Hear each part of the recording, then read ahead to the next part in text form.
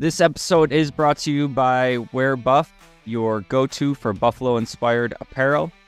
Get your hands on stylish t-shirts, hoodies, and more at wearbuff.com. That's wearbuff.com. And make sure you use the promo code TWB at checkout for 10% off your first order. Stay Buffalo proud with Wear Buff. Our 2023 positional review series continues today with the wide receivers and the tight ends. This week on the Wandering Buffalo podcast. You're now listening to the Wandering Buffalo podcast with your host, Justin Goddard.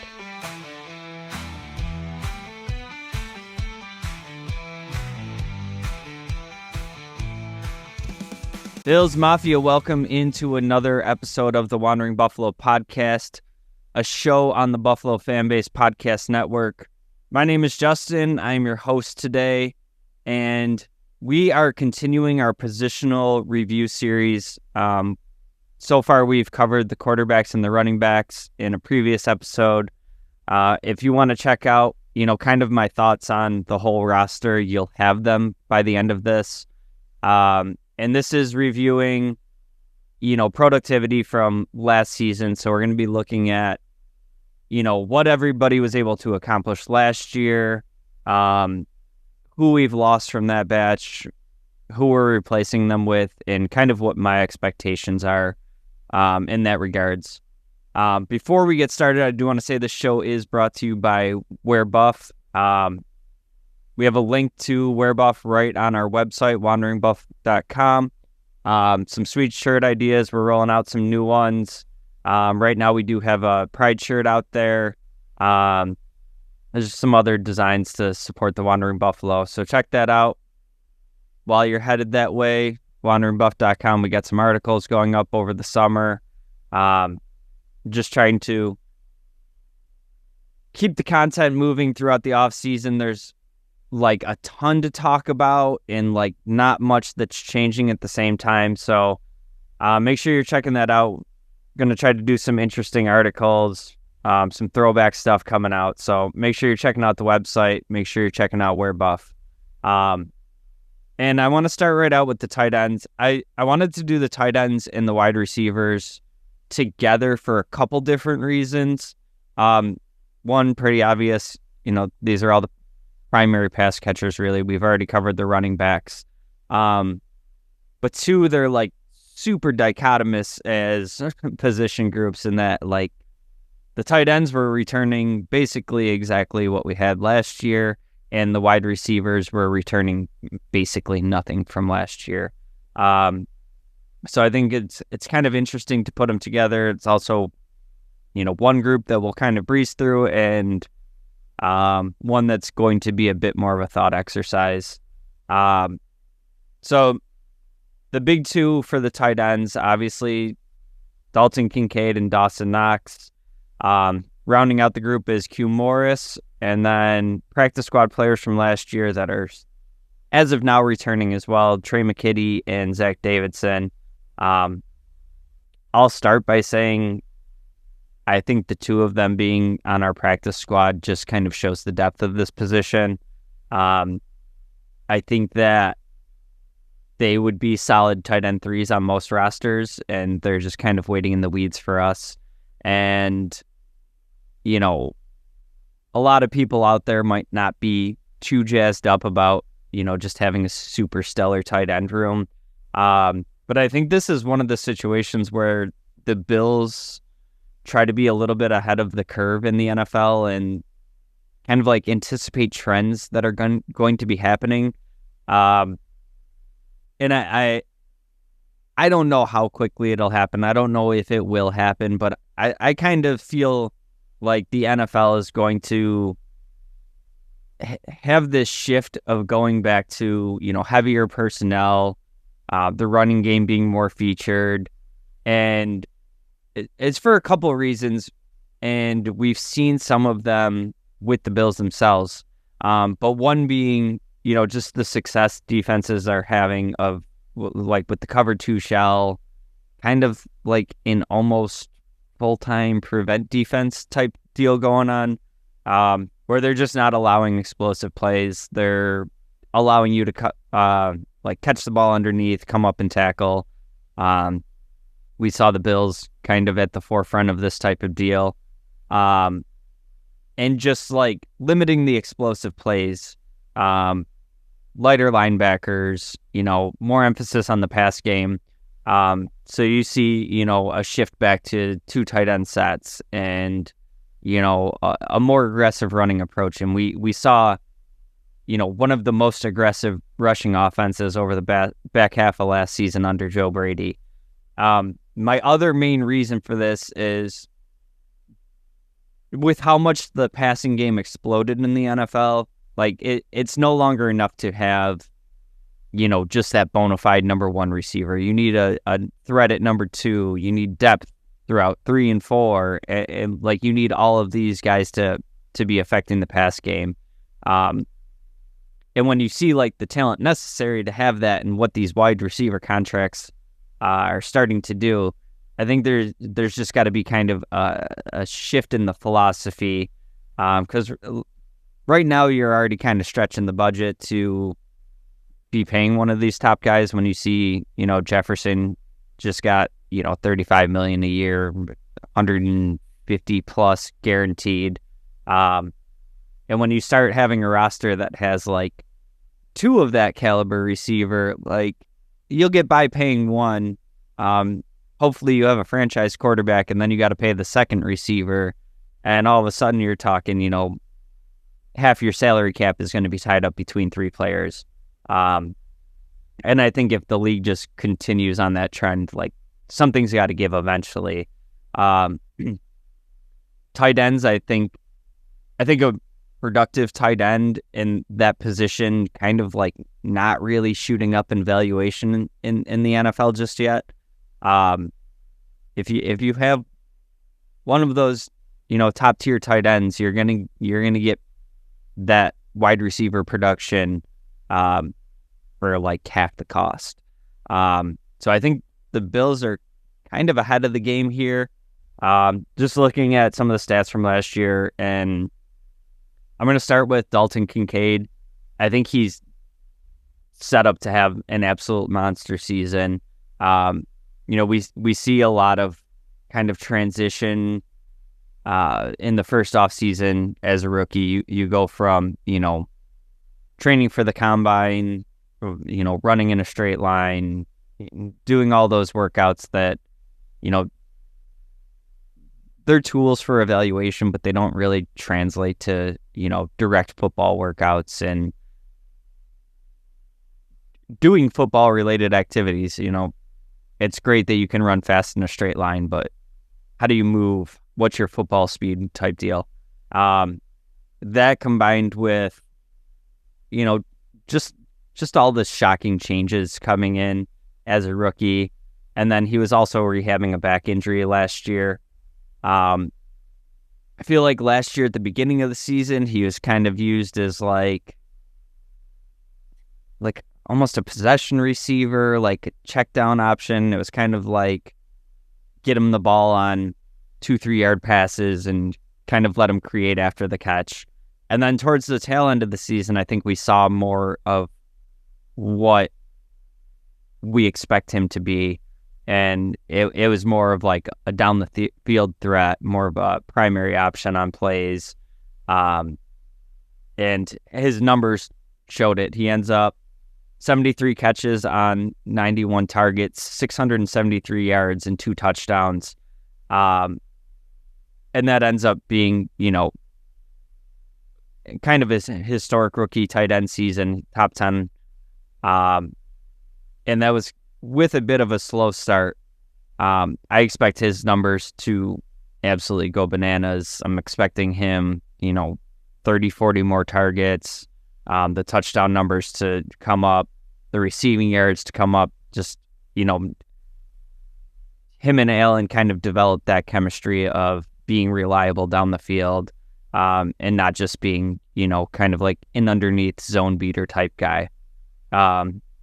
So expecting huge things from Kincaid this season.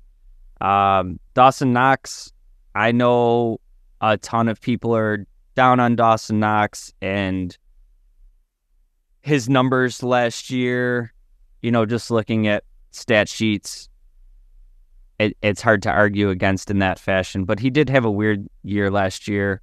Only played in 13 games. He was dealing with the wrist injury that needed a surgery. Seems like he kind of came back from that a little bit earlier. Seems like the rehab from it was taking longer than expected, and he kind of, rushed back because Kincaid was dealing with a concussion and wasn't going to be able to play. But ends up in 13 games, 22 catches on 36 targets, 186 yards and 2 touchdowns. And yeah, especially for his price tag, having just got that contract, like these aren't impressive numbers. I do think that a little bit of his drop issues showing up again last year that we kind of thought were put to bed. I think a lot of that does have to do with the wrist injury. This isn't a guy like casually playing catch in the yard. He's getting these heaters from Josh Allen thrown at him, and your catching mechanism of your wrist and your hand, it ain't feeling right, and you're catching these absolute piss missiles from Josh Allen 10 yards away. For somebody that already didn't have the most sure hands, checks out for me. I think the interesting thing is he still comes away with the 2 touchdowns on, a third of the targets of Kincaid and ends up with the same amount of touchdowns. And I think this is the type of role that Dawson Knox is absolutely going to thrive in. I think he still brings a ton to the team in the passing game, and even more so in the blocking. And then we've seen Josh Allen and Dawson Knox have really great chemistry, in particular on, like the broken plays, deep in the red zone when they run like a triple option with Knox leaking out. And like we saw that success even more so before Kincaid was in the building, which is, what makes me lean into even more that last year was kind of like a weird year for him with the injuries and everything. But I fully expect, when defenses start having to game plan for Kincaid, and like that's your big threat on the team, and oh yeah, we have to worry about a tight end too. I think particularly in the red zone, Dawson Knox is really going to thrive, and I expect him to have maybe not like huge receptions and yards this season. I expect him to kind of cherry pick some touchdowns, that number to go up, like the 5 to 8 range. I will take a moment here to say that I've kind of been working through like a full stat projection. I've never done this before. I'm going to have that episode coming out when we wrap up this series. It's really friggin' difficult to do, and especially with, how this wide receiver room's being retooled. And, the fifth and sixth receivers on the team kind of up for debate. But I'm going to put it out. I want to have some fun with it and be able to look back on it and see how we did. And it'll be something that continue doing going forward, and kind of match them up year over year and just see how wrong I am, because I'm not a football expert. I'll say that on the show all the time. I'm a football fan.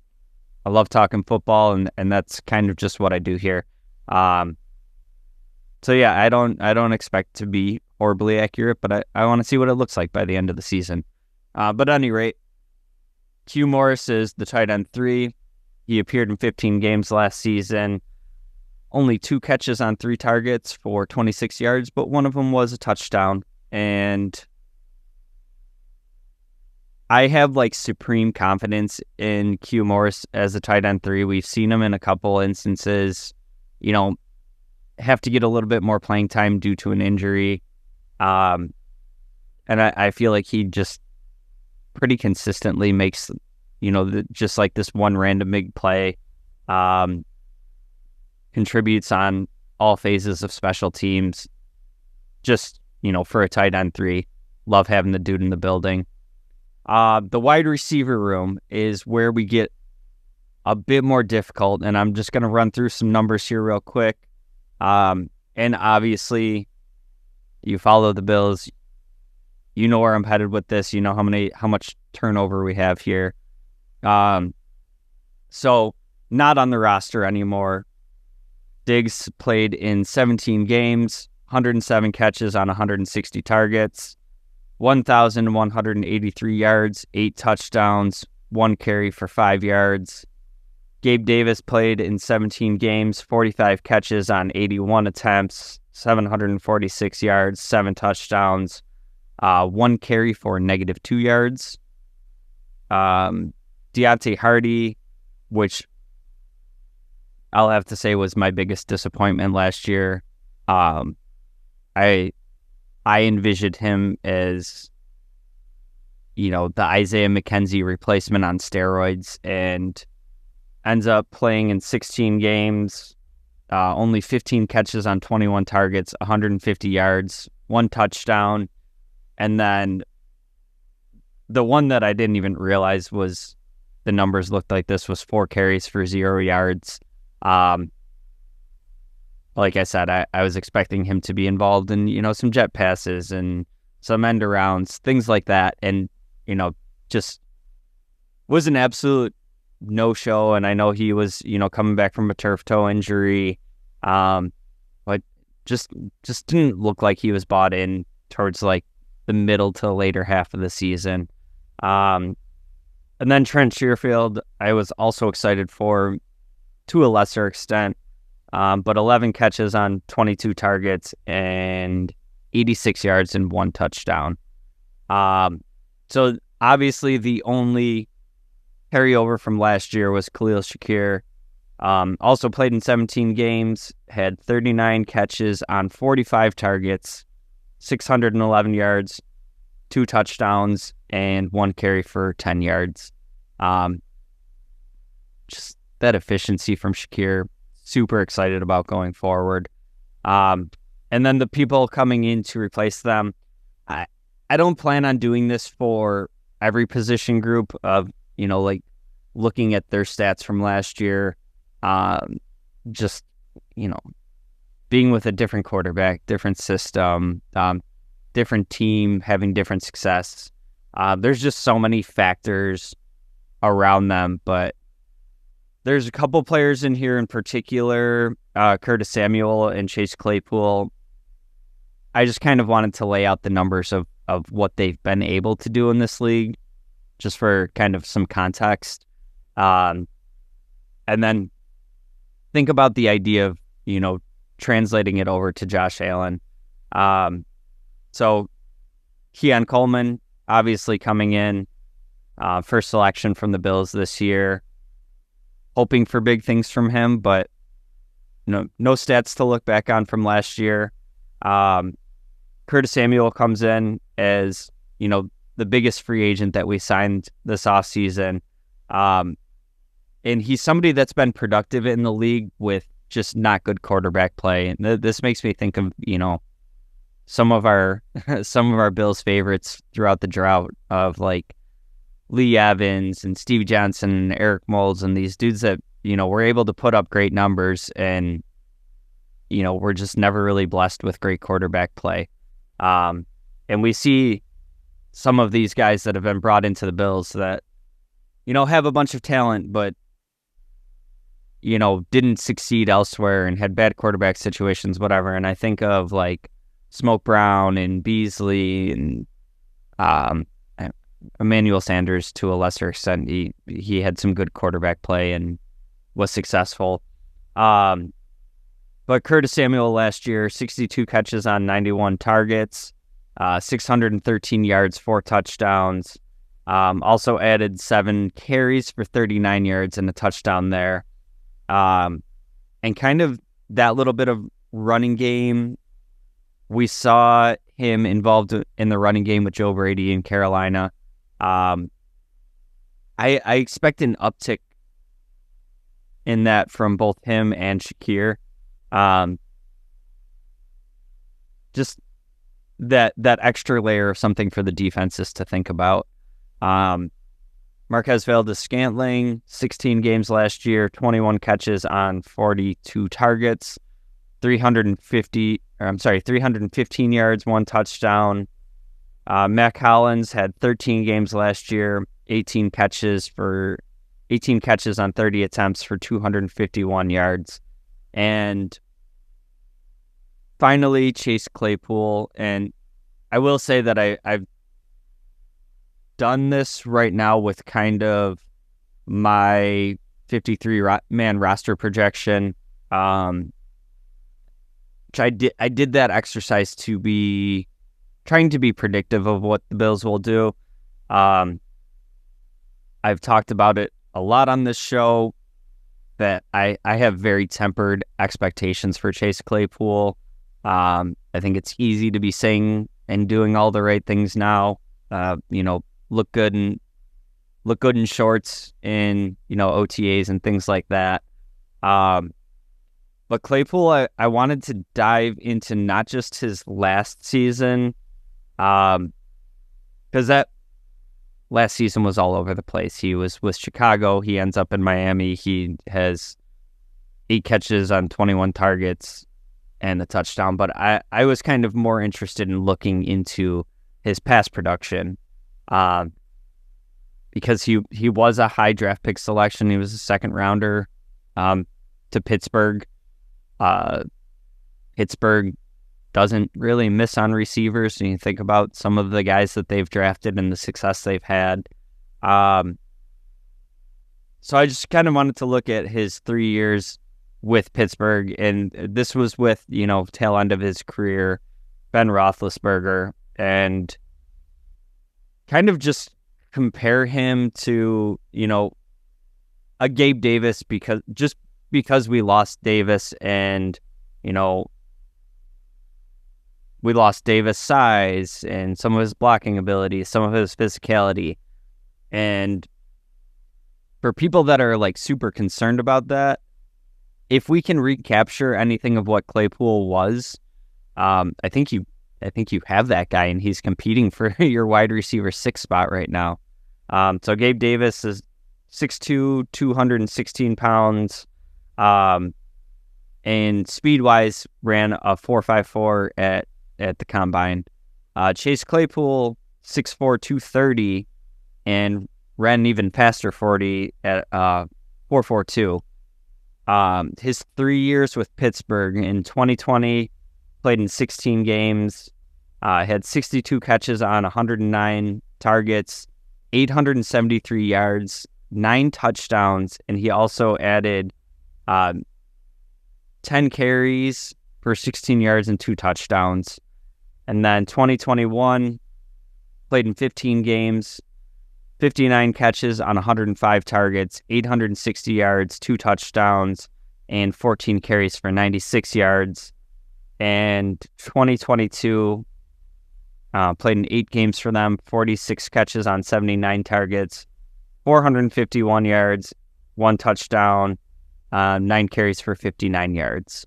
All that to say, like I said, kind of tempering expectations here.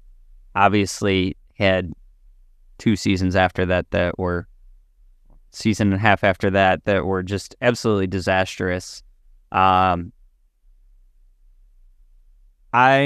not going to get myself too excited here.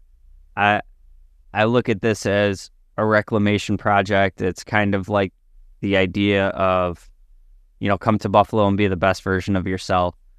But I liked looking at what he was able to do in Pittsburgh, because I think Pittsburgh and Buffalo are kind of similar teams in the way they like to run their organization, and it's kind of like that, like the blue collar city that, the team often reflects, like the people of the city, just kind of like that gritty, hardworking, no nonsense in the building type deal. And I think, Tomlin and McDermott kind of run a similar ship, with that in mind.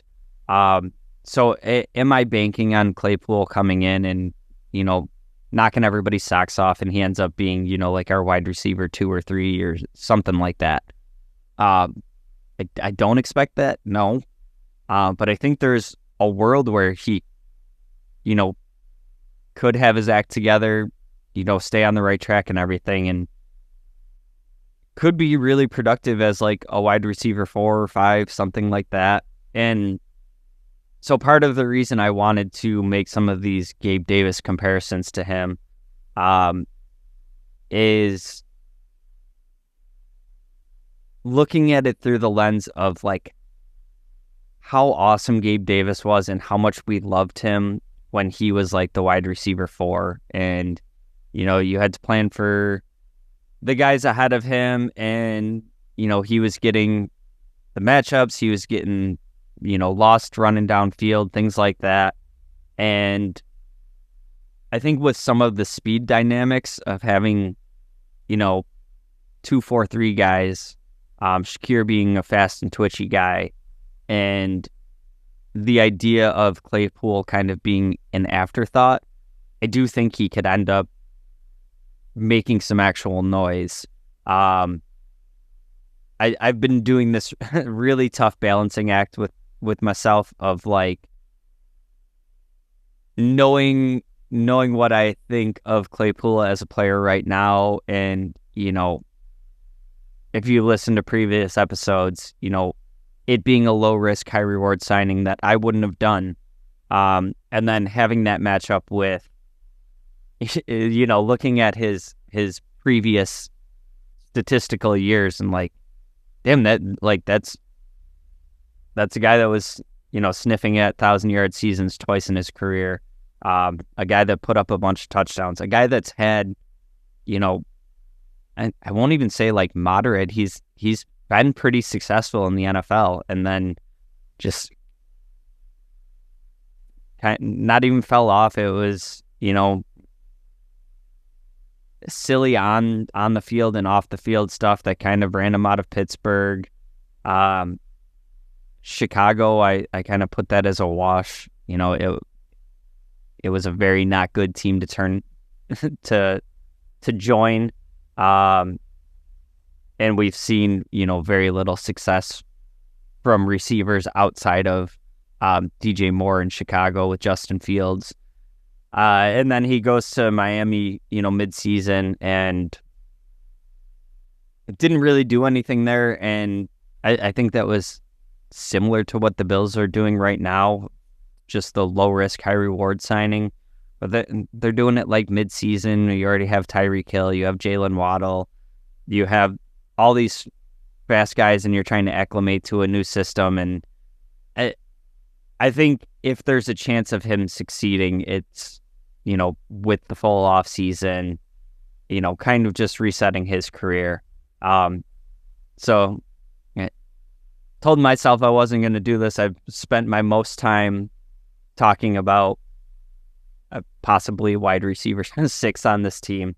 But I think there is room to get excited there, but just to temper the expectations. So how do I feel about this room as a whole? This was fun for me to do, and also frustrating because it's, to me, by far, like the biggest unknown on this roster, and it's just with so much overturn here, and I can talk myself into, I don't love some of these guys. Some of them aren't really household names. Like, we're really banking on a lot of guys, making a pretty major jump, going to a different system. But then I can have the other side of it where I'm like, some of these dudes are a little bit underrated. What are we really replacing? The idea of spreading the ball around and everybody eating, and, maybe we don't have a receiver that gets, 120, 150 targets and 1,000 yards. But that's with in mind, Kincaid's likely going to be the major target getter on this team. Curtis Samuel, I think he can make huge impacts with, lesser touches than having to funnel 150 targets to Diggs. I think when you look at, a full offseason for Joe Brady and having some of these explosive weapons and the success that Samuel had in an absolute dumpster fire organization at the time in Carolina, I don't think Joe Brady ever deserved to be fired in Carolina. I think he was a Matt Rule scapegoat. But Curtis Samuel had a 1,000-yard year with Joe Brady in Carolina. Now I know there's been some injuries and some age adding up. But last year, we had it right here. He went for 613 yards. Just a terrible Commanders team.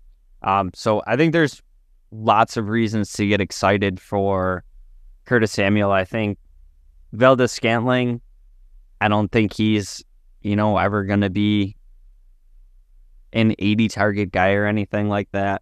But when we look at some of the production that we're replacing, like Diggs and Davis, obviously the big two, I expect Shakir to take a step up and replace some of that. I expect Samuel to replace some of that. Not even factoring Coleman yet, the uptick from Kincaid. And then if we can expect, a little bit of an uptick from Curtis Samuel, maybe he gets to like 800-900 yards. We look for a step up from Shakir, more targets. Maybe he gets in that 800-900 yard range. Kincaid having an impact in the passing game. I mean, what we're really looking for from, this combination of like between, we'll call them wide receivers 4, 5, and 6 right now, between MVS, Hollins, and Claypool, what are we really looking to replace if we get that step up from everybody else? You're talking about replacing, about 25 catches and 250 yards from Hardy and Sherfield. I think we're going to get far and away more than that from some of these other guys. And maybe I'm wrong again. I was really excited for Deontay Hardy. I thought he was going to have, something like 500 yards, some explosive plays, still, a limited role on the team, but I thought he was going to have a big impact. If we're looking to, just get minimal impact from these guys and that kind of top 4, including Kincaid, takes some of those steps and has some of that production that we're expecting, I think on paper it looks like we're significantly worse than last year. I think in practice,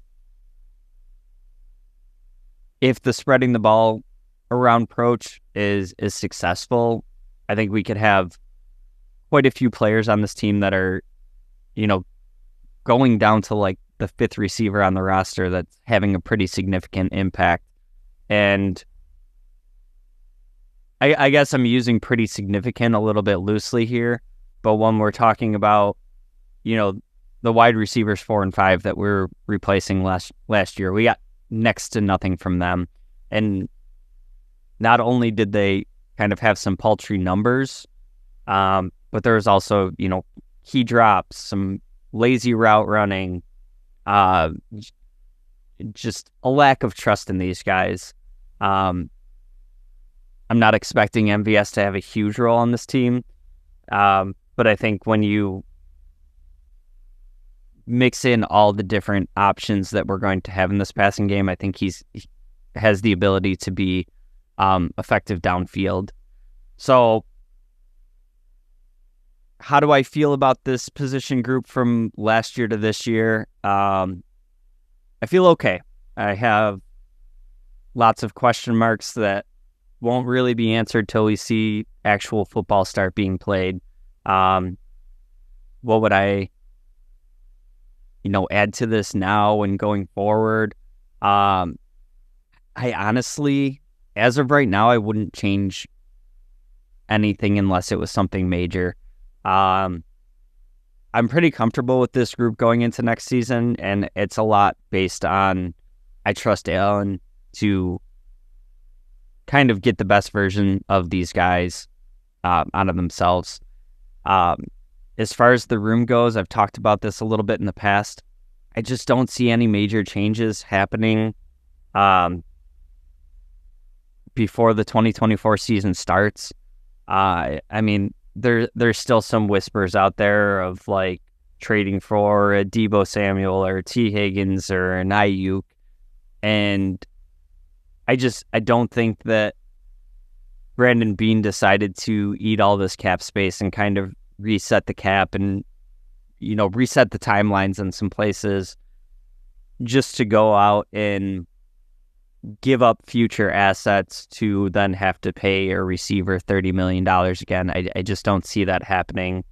And then when you look at some of the free agency pool left out there, I just don't think there's anything floating around that's going to really change how you feel about, your top 4-ish receivers. I think any move you would see at this point would be kind of to compete for like a wide receiver 5 or 6 role. And as I just kind of broke that all down, I feel really good about what we have going 1 through 6. I think the top end of this depth here could be upgraded, but I think that's what you're hoping Keon Coleman ends up being. And maybe we don't see it completely in year 1. I think the hope and the plan is that you see that going into year 2, year 3, and kind of build out the room around that going forward. So I'm pretty comfortable with where it's at right now, both like for myself and predictively. I just don't think we see any changes there. But that's going to wrap it up for those 2 position groups. As always, drop a comment. Let me know what you think about these 2 rooms. If you think I'm missing the base on anything, if I'm too high on a guy, too low on a guy, love to have a conversation. And if you have made it this far, as always, I ask that you like, share, subscribe, do all the things, tell a friend, help spread the show around. Like I said, we do have a ton of stuff in progress. So make sure you're checking us out on YouTube. Make sure you're subscribed there. Lots of highlight videos coming out. We're doing a whole bunch of throwback stuff, looking at some of my favorite players from the drought. Just all kinds of fun stuff we got going on this summer. So make sure you're subscribed so you're not missing any of it. I thank you again for joining me on this week's episode. And as always, go Bills.